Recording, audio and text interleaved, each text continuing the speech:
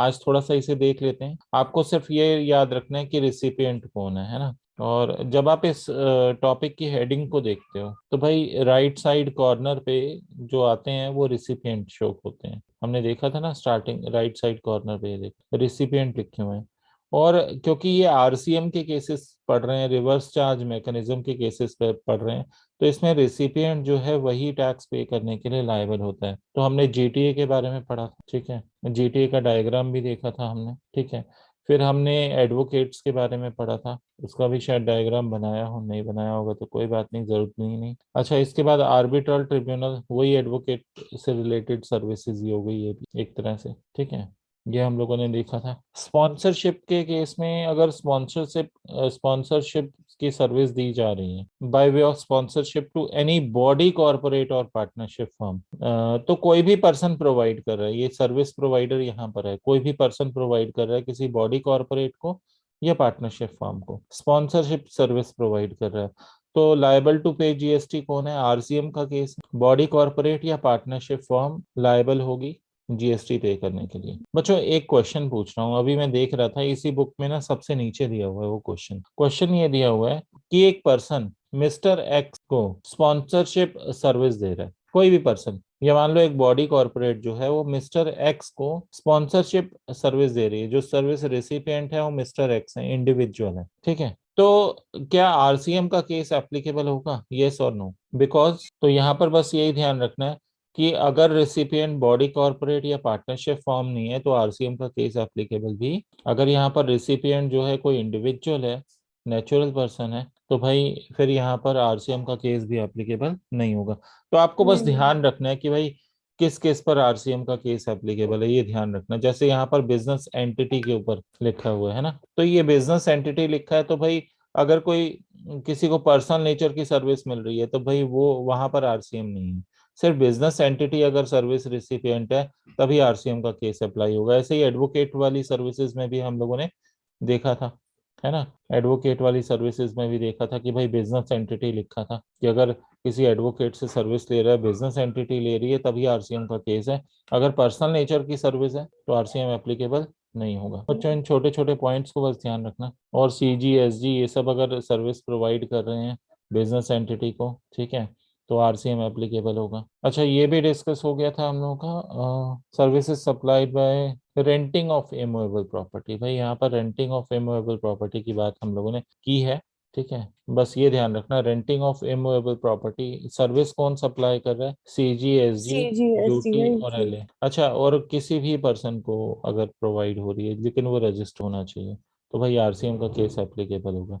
अगर central government rent पे कोई इमूवेबल प्रॉपर्टी दे रही है किसी भी रजिस्टर्ड पर्सन को, तो आरसीएम का केस एप्लीकेबल होगा। ट्रांसफर ऑफ डेवलपमेंट राइट्स, बच्चों बिल्कुल एज इट इज लिखा आएगा, तो या फिर एफएसआई और फ्लोर स्पेस इंडेक्स वो ट्रांसफर कर रहे हैं, ठीक है, for construction of a project. और ये ट्रांसफर क्यों हो रहा है? For construction of a project. भाई कोई भी पर्सन ट्रांसफर कर रहा है, लेकिन ट्रांसफर किसको कर रहा है? प्रमोटर को, तो प्रमोटर प्रमोटर को। के केस में आरसीएम एप्लीकेबल होगा। ऐसे ये long term lease of land वाला भी एक कॉन्ट्रैक्ट है, इसमें भी प्रमोटर पर आरसीएम का केस एप्लीकेबल होगा। खैर इतना ध्यान देने वाली बात नहीं है। डायरेक्टर का थोड़ा सा डिटेल में डिस्कस किया था लास्ट क्लास में हमने कि भाई डायरेक्टर सर्विस प्रोवाइड कर रहा है। मैंने बताया था इंडिपेंडेंट डायरेक्टर का एग्जांपल दिया था मैंने कि भाई वो एम्प्लॉय नहीं होता, वहाँ एम्प्लॉयर एम्प्लॉय रिलेशनशिप नहीं है।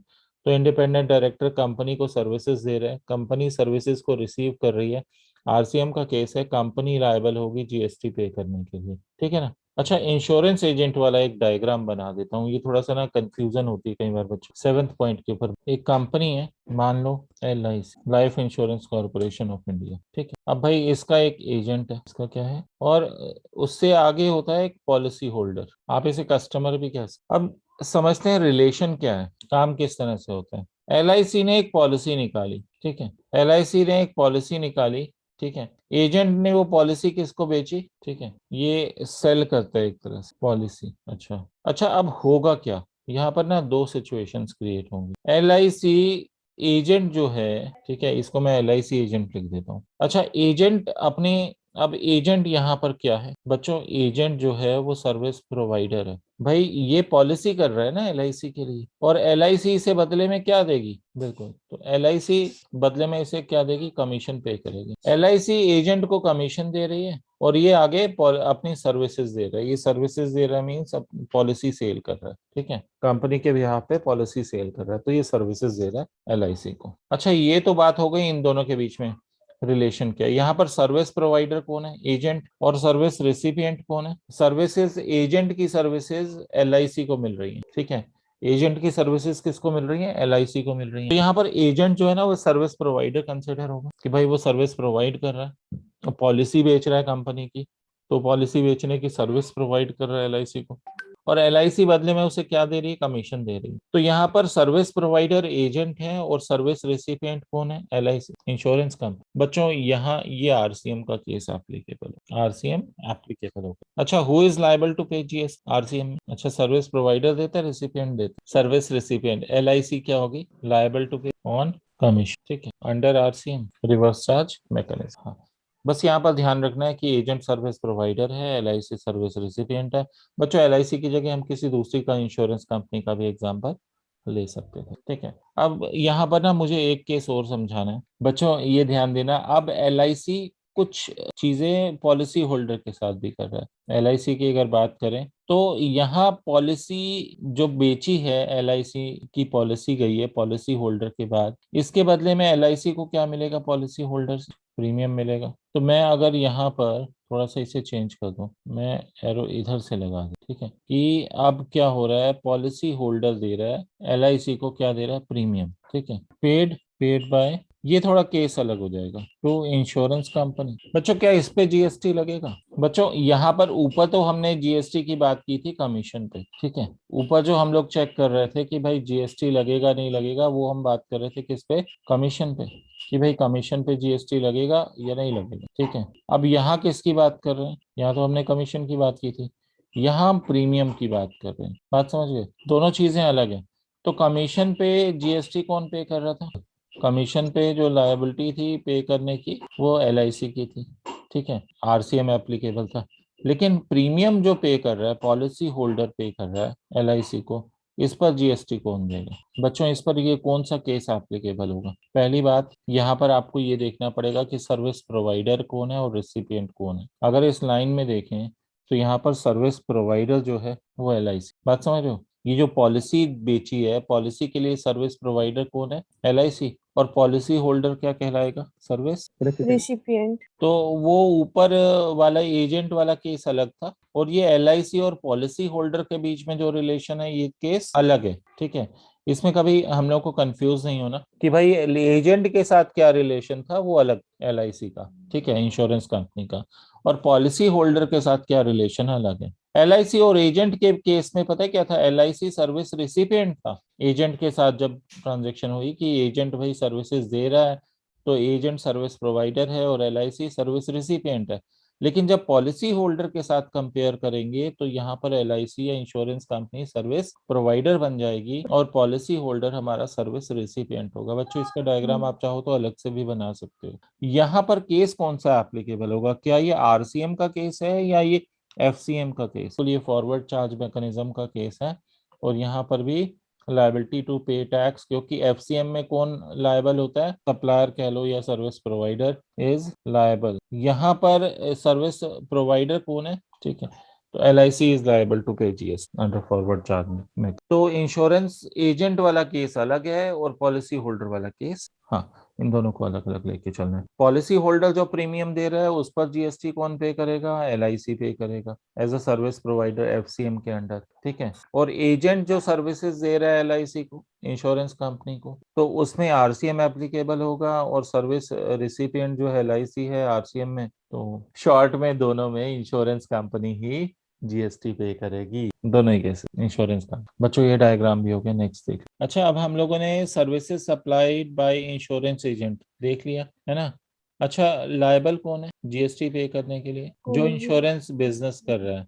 अच्छा, वहां पर मैंने किसका इंश्योरेंस बिजनेस का, एलआईसी का एग्जांपल लिया था, ठीक है। भाई इंश्योरेंस बिजनेस जो भी पर्सन कर रहा है वो लायबल होगा जीएसटी पे करने के लिए।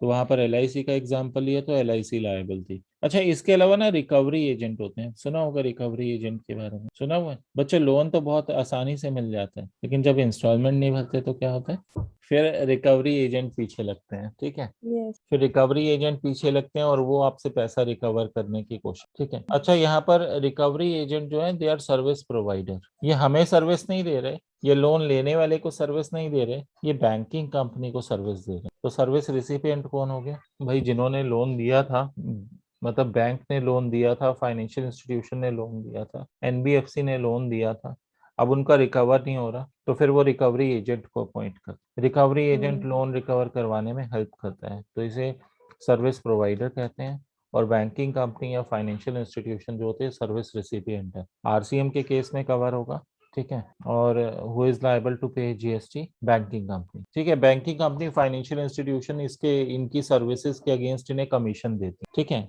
रिकवरी एजेंट को कमीशन देती है, तो उस कमीशन के ऊपर GST banking company, financial institution या नॉन बैंकिंग फाइनेंशियल कंपनी पे करेगी। डन। नेक्स्ट केस देख लेते हैं बच्चों। ये थोड़ा सा डिफरेंट सा केस है, एक बार डिस्कस तो करना ही हम लोग। एक म्यूजिक कंपोजर है भाई, वो म्यूजिक बना कर दे रहा है। एक फोटोग्राफर है, वो फोटो क्लिक करके दे। एक आर्टिस्ट है, वो कोई पेंटिंग बना के, समझ रहे हो? It means they are providing services, समझ रहे हो? They are service provider, they are. तो म्यूजिक कंपोजर, फोटोग्राफर, आर्टिस्ट या इनके सिमिलर कोई, दे are service provider.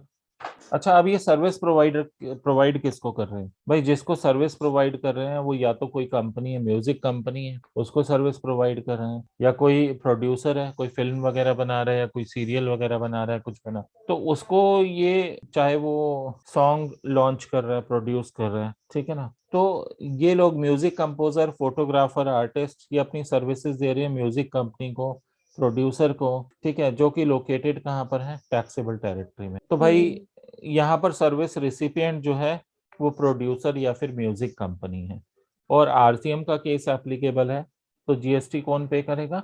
Service recipient, producer या फिर म्यूजिक कंपनी। अच्छा, इसके अलावा फिर ऑथर का केस आता है। ऑथर जैसे जिसने बुक वगैरह लिखी है ना, यहाँ पर भी कॉपीराइट एक्ट एप्लीकेबल होता है। ऑथर अपने जो कॉपीराइट है, ऑथर के पास कॉपीराइट होता है, वो उसे यूज करने का राइट पब्लिशर को देता है। पब्लिशर को कहता है भाई ठीक है, मेरे नाम से तुम बुक छाप सकते हो, प्रिंट कर सकते हो, ठीक है ना, मैंने जो बुक लिखी है तुम उसे प्रिंट कर सकते हो। तो पब्लिशर को राइट दिया, किसने राइट दिया? ऑथर ने दिया। तो यहाँ पर सर्विस प्रोवाइडर ऑथर है और सर्विस रिसिपिएंट कौन है? पब्लिशर। तो भाई उस पर GST कौन पे करेगा? RCM का केस एप्लीकेबल है, सर्विस रिसिपिएंट पब्लिशर पे करेगा। कौन पे करेगा? GST। यहाँ पर थोड़ा सा ना एक्सेप्शन भी आ जाती है, मैं आपको बता देता हूँ। ऑथर के केस, ऑथर कहता है नहीं मैं ही पे करूंगा, लेकिन दो शर्तें पूरी करनी पड़ेंगी। अगर ऑथर कहता है, ऑथर यहाँ पर सर्विस प्रोवाइडर है ना, ठीक है, ऑथर क्या है यहाँ पर? Service provider. भाई अगर सर्विस प्रोवाइडर कहता है कि भाई वो चूज कर रहा है, वो कहता है कि भाई मैं GST पे करूंगा, तो ये बन जाएगा फॉरवर्ड चार्ज मैकेनिज्म। तो इसको उसको इस चीज के लिए ऑप्शन ना लॉ में दिया गया है, लॉ में ऑप्शन दिया गया है उसको, ठीक है। अगर लॉ में ऑप्शन नहीं होता तो वो खुद से डिसाइड नहीं कर पाता, ठीक है ना, उसे लॉ में ही ऑप्शन दिया गया कि वो चूज कर सकता। लेकिन फिर उसको ये डिसीजन जो है ना, ये कम से कम 1 ईयर के लिए लेना होगा। वो फिर एक बार ऑप्शन एक्सरसाइज कर लिया तो उसे 1 साल तक विड्रॉ नहीं कर सकता। देखो लिखा हुआ है ना, अगर उसने कहा मैं खुद टैक्स दूंगा, तो ये ऑप्शन कितने टाइम के लिए होगा? ये एटलीस्ट 1 ईयर के लिए वैलिड होगा from the date of exercising such option, ठीक है। अगर ऑथर कहता है कि भाई मैं खुद टैक्स पे करूंगा फॉरवर्ड चार्ज मैकेनिज्म के अंडर, ठीक है, तो अगर वो इस ऑप्शन को एक्सरसाइज करता है, तो भाई ये जो डिसीजन है कम से कम 1 साल के लिए वैलिड होगा, और 1 साल तक वो इस ऑप्शन को विड्रॉ नहीं कर सकता। अच्छा, क्या लिखा है और देखते हैं इसमें। He has taken registration under the CGST act. पहली बात तो वो रजिस्टर्ड होना चाहिए ऑथर, ठीक है, तभी वो इस ऑप्शन को एक्सरसाइज कर सकता है। एंड फाइल्ड अ डिक्लेरेशन, और भाई उसे एक डिक्लेरेशन फाइल करना। क्या डिक्लेरेशन फाइल करना होगा? In the prescribed form that he exercises the option, कि भाई वो ऑप्शन को एक्सरसाइज कर रहा है और वो कह रहा है कि भाई वो खुद GST पे करेगा। पॉइंट क्लियर है? डन बच्चों। तो ये सिर्फ एक कंडीशन हुई है, पहली कंडीशन हुई है। अच्छा, वैसे तो ऑथर के केस में देखा था कि पब्लिशर पे करता है ना, RCM का केस एप्लीकेबल होता है, ऊपर हमने देखा था अभी ऊपर की टेबल में। लेकिन ऑथर चाहे तो चूज कर सकता है कि वो खुद GST पे करे, और ये फॉरवर्ड चार्ज मैकेनिज्म कहलाएगा। इसके लिए ऑथर का रजिस्टर्ड होना जरूरी है CGST एक्ट में, और उसको एक डिक्लेरेशन फाइल करना होगा कि भाई वो इस ऑप्शन को एक्सरसाइज करना चाहता है खुद।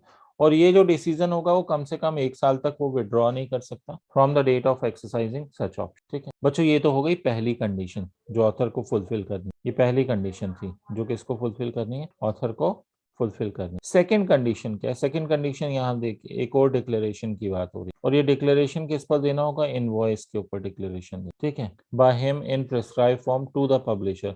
जो इनवॉइस को किसको इशू करेगा, पब्लिशर को इशू करेगा कि भाई उसने फॉरवर्ड चार्ज मैकेनिज्म के अंडर जीएसटी चार्ज किया है और वो खुद जीएसटी सरकार को देगा, पे करेगा। ये डिक्लेरेशन कौन देगा, ऑथर लिख कर देगा, इनवॉइस के ऊपर लिख कर देगा। जो इनवॉइस वो किसको इशू कर रहा है, पब्लिशर को इशू कर रहा है। ठीक है ना, और इसके बदले, इनवॉइस के बदले उसको पब्लिशर से पेमेंट मिलेगी, क्योंकि कॉपीराइट तो यही दे रहा है यूज करने के लिए, पब्लिशर तो इसे पेमेंट करेगा, है ना। डन।